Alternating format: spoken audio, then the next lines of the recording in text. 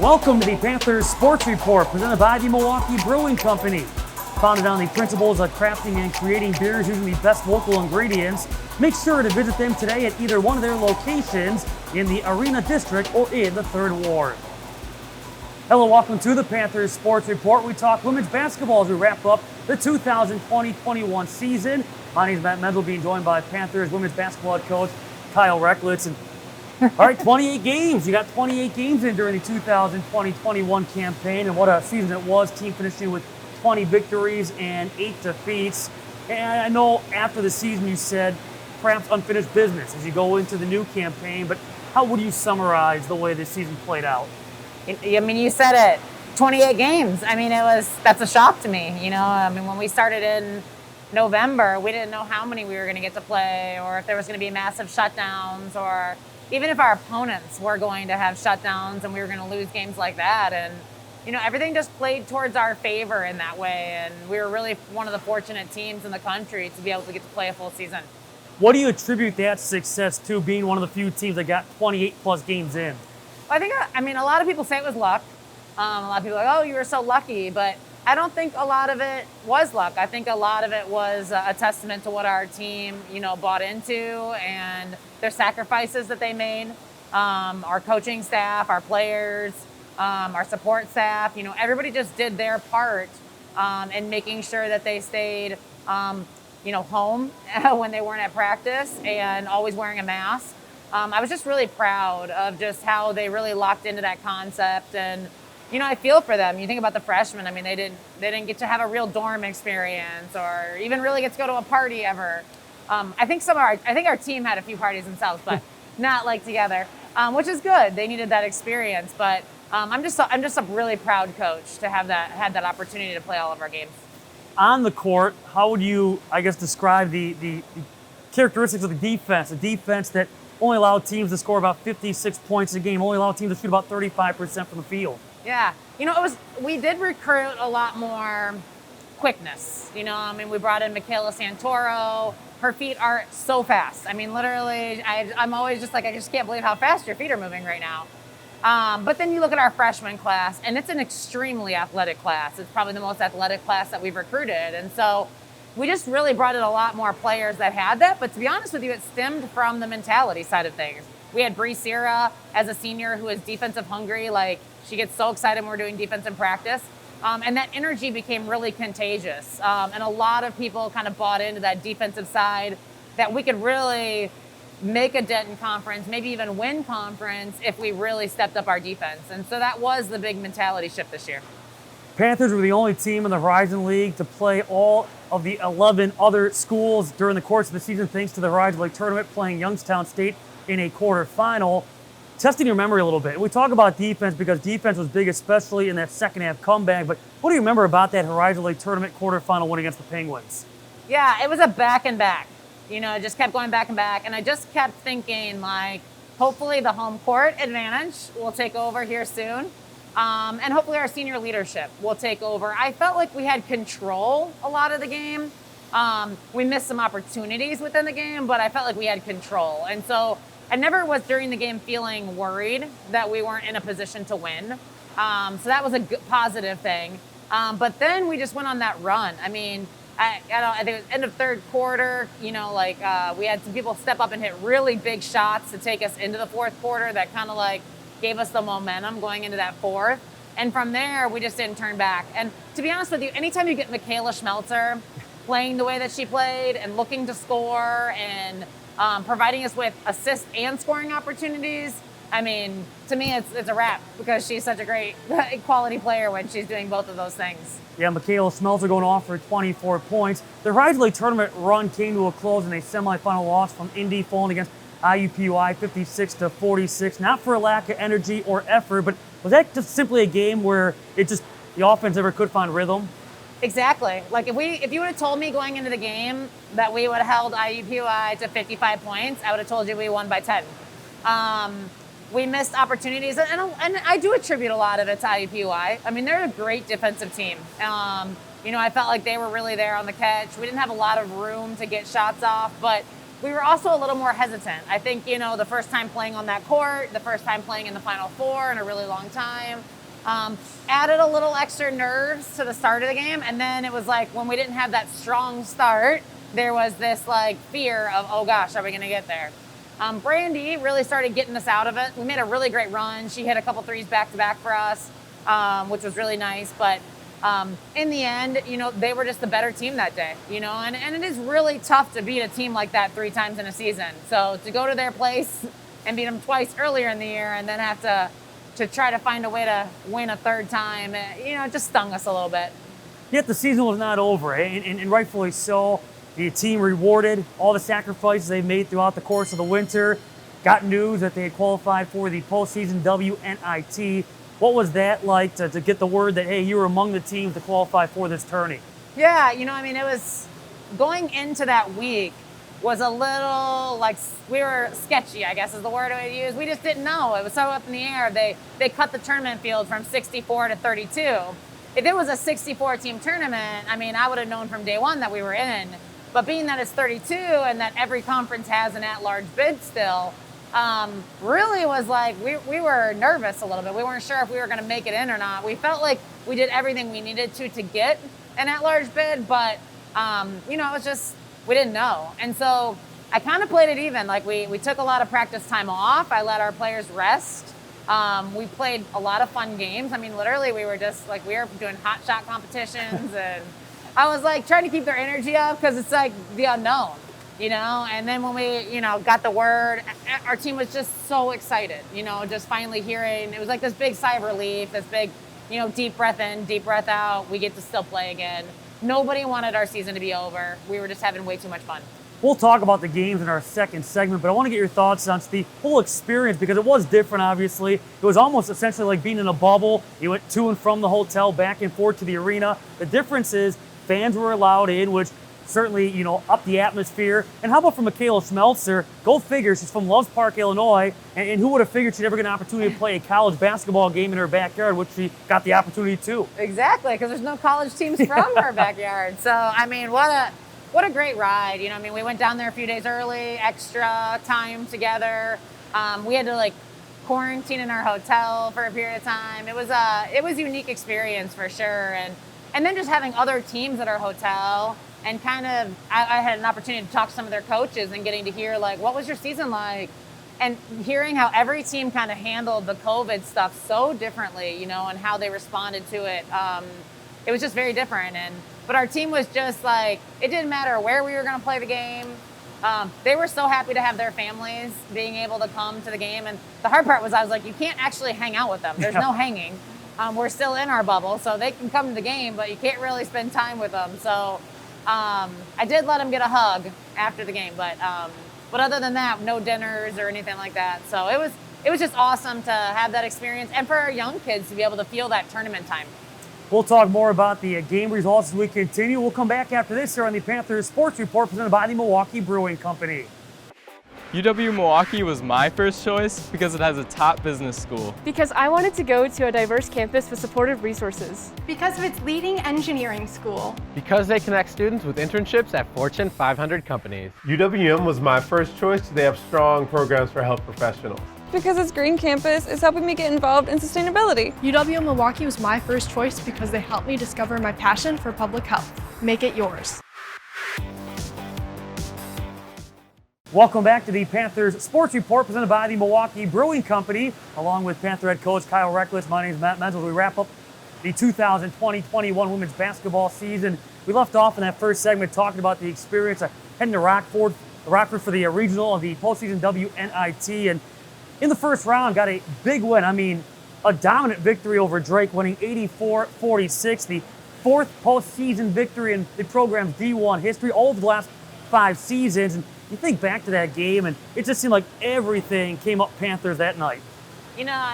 What a unique thing, too, because going into the game, we weren't sure if 3 of their best players were going to be on the court because they had actually had a COVID shutdown at their tournament, their Missouri Valley tournament. And so we knew they had to sit for 2 weeks. We weren't sure, contact tracing. Everything we thought was that they wouldn't be able to play. but we went into the week preparing like they would just in case. And sure enough, the game was at 7 o'clock and they were cleared at like 6:30. So they come like running, these 3 players come running in the gym, the Drake team gets all hyped up, and our team was just so ready. I mean, it was really awesome. We started in a zone, which we rarely do. So I think it took them, like it rocked them off their course a little bit, and they just never kind of came back from it. They're a really good 3-point shooting team, but they could not hit shots against our zone, and it was awesome because we were hitting everything. I mean, literally, it was, you hit a 3, you hit a 3, you hit a 3. Everybody's getting threes, and you guys hit 12 threes, a season best. You know, I thought a question mark coming in was where would the 3-point shooting come from? Because you lost some very talented 3-point shooters from the year before, but especially the season went on, so many players found that 3-point shot with confidence. Brady Bisping got that 3-point shot to drop again. Emma Whitmerhouse started to get that 3-point shot to drop, and it became contagious. Yeah, our post players really stepped up in that category for us, and that was big. I thought Kendall Need and Sydney Saber were really huge from the guard spot. I mean, Saber, she shot 40% from the 3-point line this last season, so which is way more than some of the other shooters that we've actually had in Milwaukee jerseys. So excited to have her coming back so she can replicate that.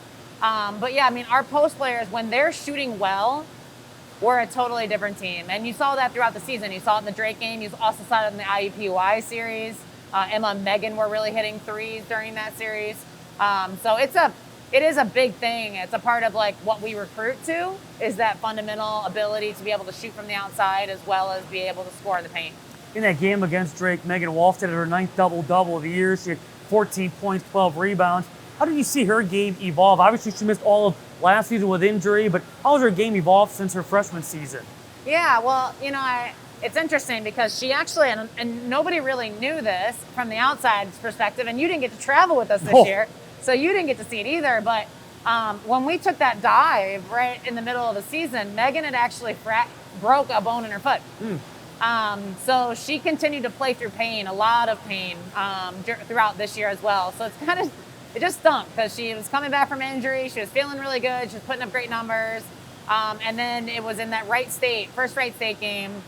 She broke that same bone that the football player for the Tampa Bay, come on. You know what I'm talking about. Huh? Yeah, it's quarterback. Tom Brady? No. Not Tampa Bay then. You know what I'm talking. Mahomes. Oh, Kansas City. Yes, Kansas City, thank you. You know, I didn't have time for football this year. No, it's fine. Mahomes broke, and actually she just had surgery on that since the season has ended. So she was constantly in a boot. So her play kind of like went down. It was really nice to see her have that Drake game though. But she's playing that on like as I would like to say, 1.5 feet. Well, one player that did, battle through injury too was Sydney Staver, and she became quite the scoring option. We saw a little bit of it her junior year, but it seemed like she had some monster performances too in her senior campaign. And in this game against Drake, she had 10 points. But you talked about it too, that 3-point shot fall, and she became one of the better 3-point shooters on this team. Yeah, Sydney Staver to me is an all-conference player. She just hasn't had a healthy year yet to be able to show it. You know, I mean, it's one thing after another.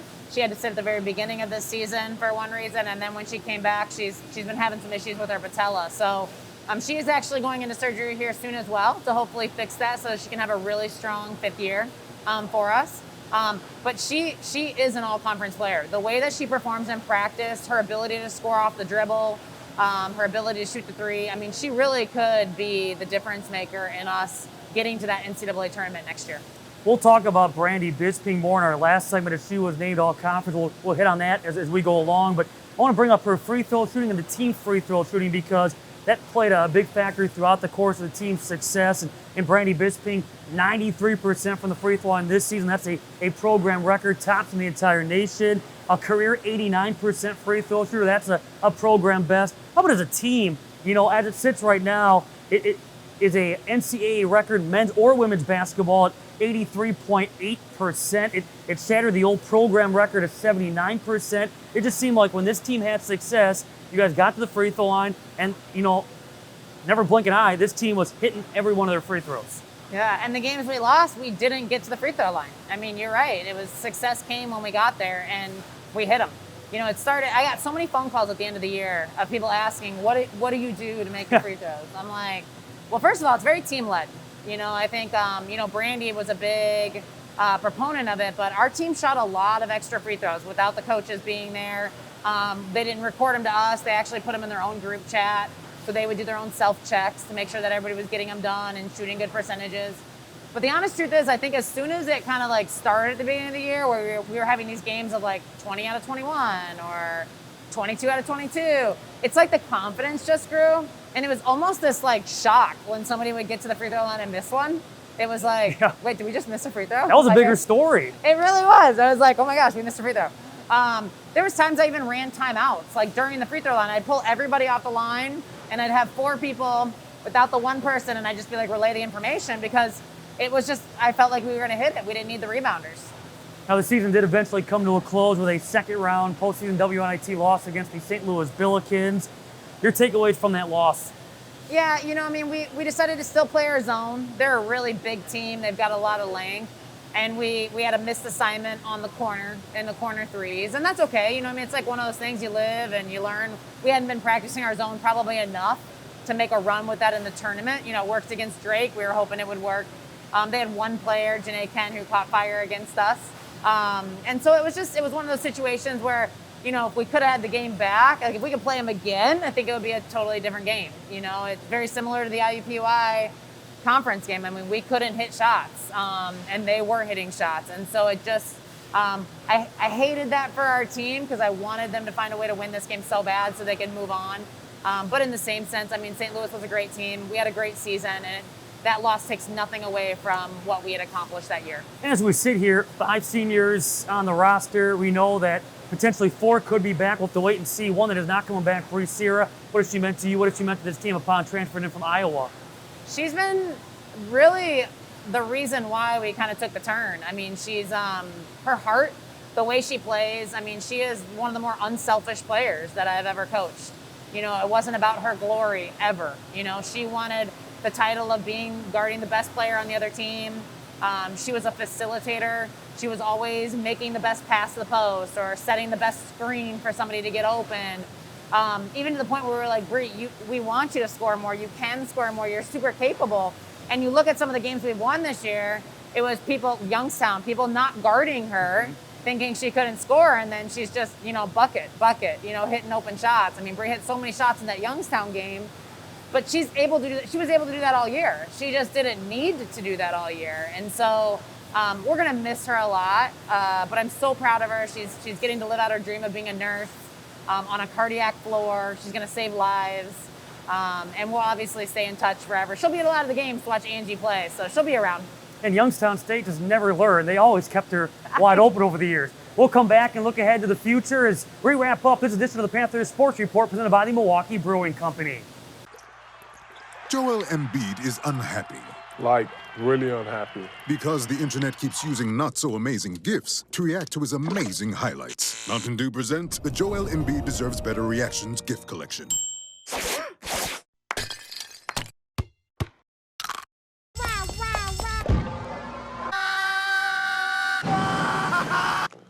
Now I'm so happy. Welcome back to the Panthers Sports Report presented by the Milwaukee Brewing Company, wrapping up the 2020-21 women's basketball season. And Coach over here is preparing for what, the 2021 NFL football season now, huh? I had to take that time to during the break to study my football trivia for sure. Mahomes played for Kansas City. Brady played for Tampa Bay. We got it figured out. Everybody's going to want me on their trivia team now. This is true. Now, this past season, the Horizon League honored Megan Wallstad as a first-team all-conference honoree, named to the Horizon League all-defensive team, led the league with 39 rejections. Brandy Bisping, though, a second-team all-conference honoree. Certainly you could have made a case for so many other players to be on this list, but still, what an honor for those two to be recognized by the league. Absolutely, and well-deserved. They both shot a great percentage from the floor. They were the second and third leading rebounders in the conference. Brandy was second, and Megan was third. Brandy really came on strong from a rebounding perspective towards the end of the year and really helped us in a lot of ways there. So it's just, it is a great honor for them. Both of them are so humble, though. Like, to them, that success means nothing. They wanted nothing but like a conference championship and an opportunity to play in postseason. So I know that we're hoping Brandy comes back. We're still unsure about that. But Megan will be returning and is ready to have another stellar season next year, too. Of course, the case could have been made, too, for you to be conference coach of the year after the Panthers brought home a piece of the regular season championship after being predicted to finish near the bottom. You were named the Wisconsin Basketball Coaches Association D1 Women's Basketball Coach of the Year. What does that mean to you to be honored by your peers in your own backyard? Yeah, well, first, Katrina Merriweather definitely deserved that honor as well. I mean, she is one of my closest friends in the business, and the way that she motivates her team and how she gets them playing. I mean, they beat us twice, so as far as I'm concerned, she deserves that. But the Coach of the Year for the state is a big thing for us. I mean, we take a lot of pride in recruiting some of the best players in the state of Wisconsin, and so when you win an award like that, it shows like, you know, you don't have to necessarily go to the Big Ten or go to the Big East or go up the road to that school we don't name.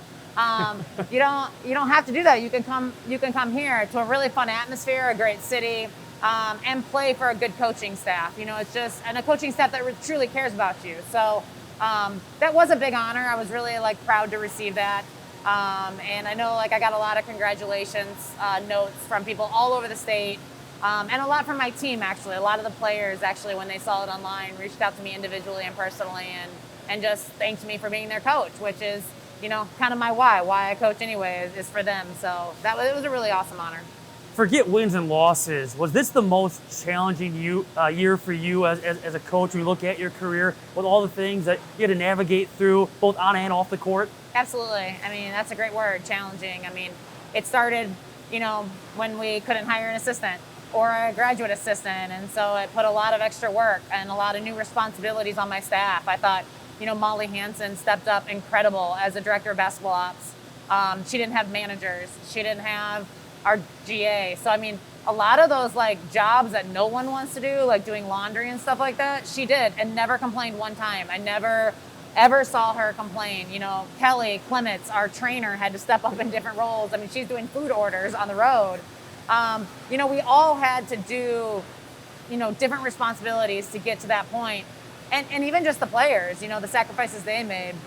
But I will say it was the most fun I've ever had coaching. Everyone got along, our staff, our team, our bus driver. I mean, we had the most amazing bus driver. I mean, it's hard to like put it all into, you know, words when you look back because it went by so fast. But it was incredibly challenging, but also amazing in the same sense. Some other news that came out recently is Milwaukee Athletic Director Amanda Braun was named to the NCAA Division I Women's Basketball Committee. That's a big deal, isn't it? Huge. What an honor. I mean, she called to tell me right before it got announced that it was being announced.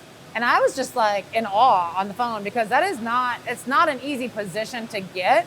Plus the responsibility is huge. I mean, what she's putting herself into and the hours that she's going to be working on that committee to better women's basketball, and the fact that she is literally like down the office hallway from me, you know, it's such a cool thing.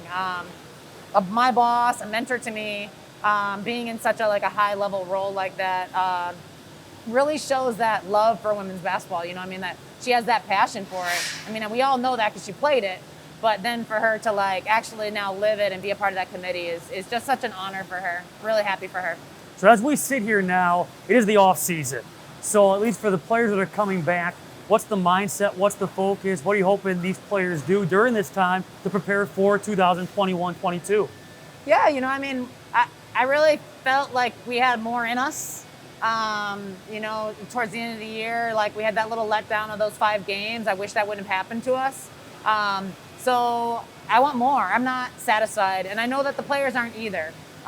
You know, we gave them 3 weeks off. They walked into their first postseason kind of workouts, and the energy was incredible. I mean, it can go one of two ways. You know, it's either going to be great or it's going to be, you're either getting better or you're getting worse. That's what I always tell them. There's never an in-between.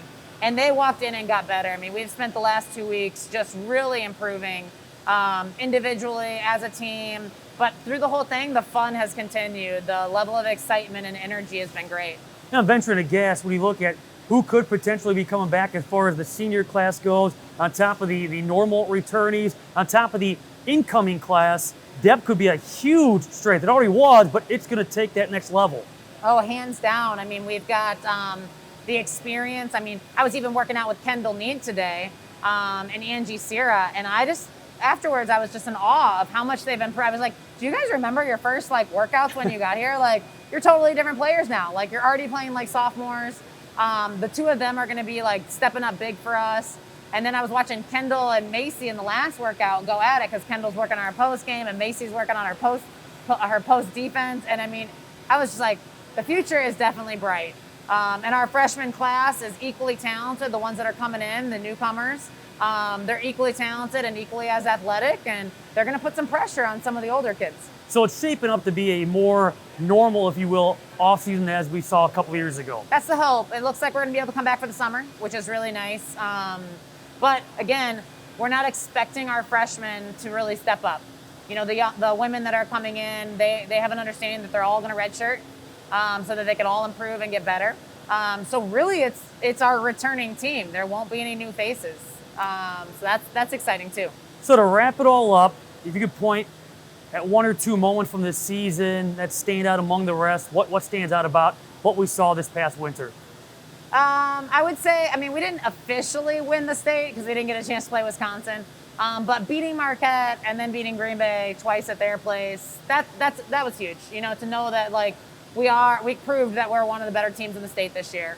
And then I would say the other one was just all the little moments of traveling together and the laughter. I mean, we did some really awesome stuff, even when we couldn't go out into the community or go do team building events. Like we had Lior Halevi, who is from Israel. So during Hanukkah, we celebrated that together with dreidels and taught they ate cookies, Israeli cookies, and I mean we really became a family. And I'm really excited to see how that's going to continue and how that's going to build success within our program. But I would say the second piece was just our culture. It was just too much fun this year. Well, Coach, we enjoyed it. Enjoy your off season. We'll see you again come fall. Thank you, and we hope to have you actually at games next year. That would be really fun. Let's hope. That's Coach Reckless, Matt Mendel. Thank you for joining us. This has been the Panthers Sports Report presented by the Milwaukee Brewing Company.